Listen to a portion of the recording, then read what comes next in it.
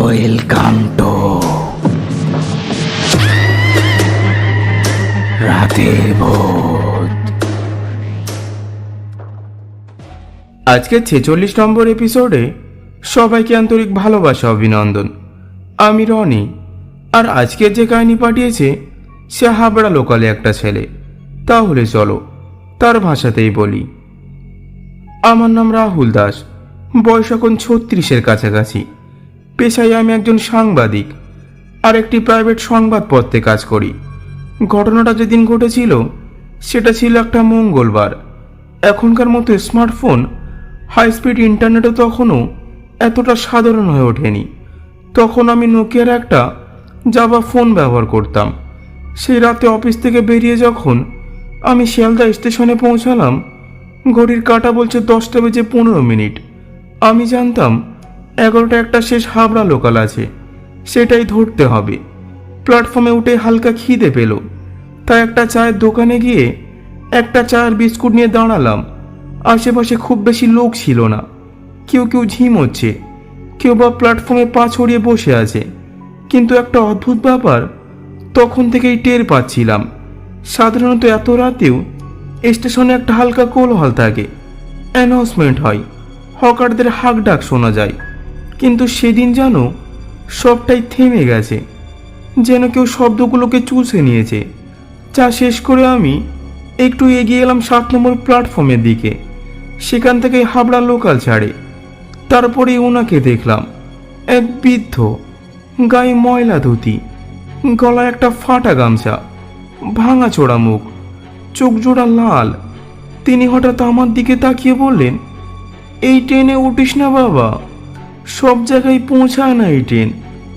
আমি হেসে ফেললাম, হয়তো উনি পাগল টাগল হবে, তাই বেশি গুরুত্ব না দিয়ে বললাম, আপনি তো যেন ভূতের গল্প বলছেন। উনি কিন্তু হাসলেন না, চুপ করে চলে গেলেন প্ল্যাটফর্মের অন্ধকার প্রান্তে। প্রথম অস্বস্তিটা তখনই হলো, কিন্তু নিজেকে বুঝিয়ে নিলাম।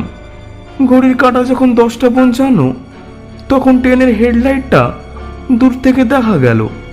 ধীরে ধীরে একটা কুয়াশার পর্দা ঠেলে ট্রেনটা প্ল্যাটফর্মে ঢুকছে। হাবড়া লোকাল, খুব বেশি ভিড় নেই। আমি মাঝের একটা কামরায় উঠে বসলাম। কম খালি না, বেশি ভর্তিও না, যেমন হয় আর কি এই সময়কার শেষ ট্রেনে। কামরায় আমার দিকটাই মোটে 3 জন লোক ছিল। এক জোড়া যুবক এক কোণে বসে মোবাইল দেখছিল, আর একজন লোক বয়স আন্দাজ 25 হবে, জানালার পাশে বসে বাইরের অন্ধকারের দিকে তাকিয়েছিল। ট্রেন ছাড়লো 11:03। ট্রেন ছাড়ার পর প্রথম কয়েক মিনিট স্বাভাবিক লাগছিল। বারুইপুর, সোনারপুর এইসব স্টেশন পেরিয়ে যাওয়ার পর হঠাৎই টের পেলাম কিছু একটা অস্বাভাবিকতা। প্রথমেই খেয়াল করলাম দরজাগুলো খোলা ছিল, কিন্তু হাওয়ার টানেও সেটা যেন হঠাৎ নিজে থেকে কাঁপছে, যেন কেউ অদৃশ্য হাতে টেনে খুলে ফেলছে। তারপর জানালার কাছে নিজেকে দেখে থমকে গেলাম। আমার প্রতিচ্ছবিটা যেন একটু বাঁ দিকে তাকিয়ে আছে, অথচ আমি তাকিয়েছিলাম একদম সোজা। আমি চোখ কচকালাম, আবার দেখলাম এবার প্রতিচ্ছবি নেই, কেবল ফাঁকা জানালা আর বাইরে কুয়াশা ঢাকা অন্ধকার। ঘাড় ঘুরিয়ে পাশের লোকটার দিকে তাকাতে যাচ্ছি, দেখি সে নেই। হ্যাঁ, সেই 25 বছর বয়সী লোকটা যে জানালার পাশে বসে বাইরের দিকে তাকিয়েছিল, সে হঠাৎ উধাও। কোনো শব্দ নেই, কোনো সরে যাওয়ার চিহ্ন নেই, শুধু একটা সামান্য কুঁচকে যাওয়া পত্রিকা পড়ে আছে ওর সিটে। আমি তখন মাথা চুলকে ভাবছি হয়তো টয়লেটে গেছে কিংবা অন্য কামরায় চলে গেছে। ঠিক তখনই ট্রেনের আলো এক মুহূর্তের জন্য নিভে গেল, মাত্র কয়েক সেকেন্ড। কিন্তু সেই কয়েক সেকেন্ডে মনে হলো যেন ট্রেন থেমে গেল, সময় থেমে গেল, আর আমার চারপাশে কি যেন হাঁটছিল। আমি দেখতে পাইনি, কিন্তু শুনতে পেয়েছি।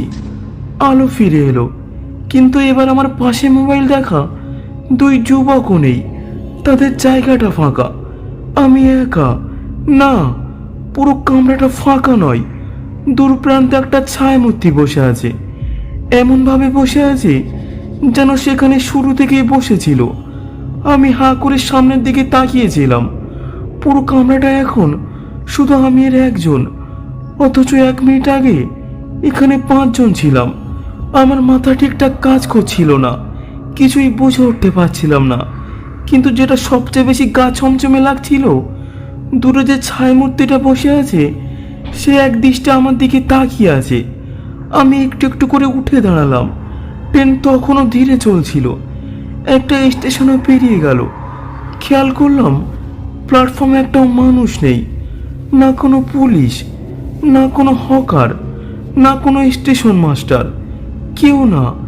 আমি দরজা দিয়ে এগোতে যাচ্ছিলাম, তখনই সে ছায়ামূর্তি, মানে সেই লোকটা খুব আস্তে মাথা নাড়ল, যেন বলতে চাইছে যেও না, দরজাটা খোলা নয়। আমি কিছু না ভেবে জোরে পা চালিয়ে পাশের কামরায় চলে গেলাম। এবার এসে পড়লাম 3 নম্বর কামরায়। আর এখানেই প্রথমবার ভয়টা কাটার মতো বুকে গেঁথে যায়। এই কামরায় মাত্র 3 জন যাত্রী ছিল। প্রথম জন একজন মধ্যবয়স্ক মহিলা, বয়স 40-এর কাছাকাছি হবে। চোখ দুটো কোটরের ভিতর দপদপ করছে, আর মুখটা ফ্যাকাশে সাদা। একদম চুপচাপ বসে আছেন, এক দৃষ্টে সামনের জানালার দিকে তাকিয়ে। একটা শাড়ি পরা, কিন্তু এত নিঃসাড়ভাবে বসে আছেন মনে হচ্ছিল তিনি শ্বাসও নিচ্ছেন না। দ্বিতীয় জন একজন লোক, গায়ে পাথানি ফতুয়া, মাথায় সাদা টুপি। হঠাৎ আমার দিকে তাকিয়ে বলল, ভাই, দয়া করে আমাকে নামিয়ে দিন, আমি নামতে চাই। আমার বাড়ি তো কাঁচরাপাড়া, আমি নামতে চাই। আমি অবাক হয়ে জিজ্ঞেস করলাম, নামেন না তাহলে, ট্রেন তো থামছে স্টেশনগুলোতে। সে হঠাৎ ধোয়াতে নিজের কান চেপে ধরল, আর কাঁদতে কাঁদতে বলল, এই ট্রেন থামে না, কেউ নামতে পারে না। আমি 3 দিন ধরে এই কামড়ায় আছি ভাই, কেউ বিশ্বাস করে না, আমি নামতে চাই। আমি এবার সত্যিই ভয় পেলাম।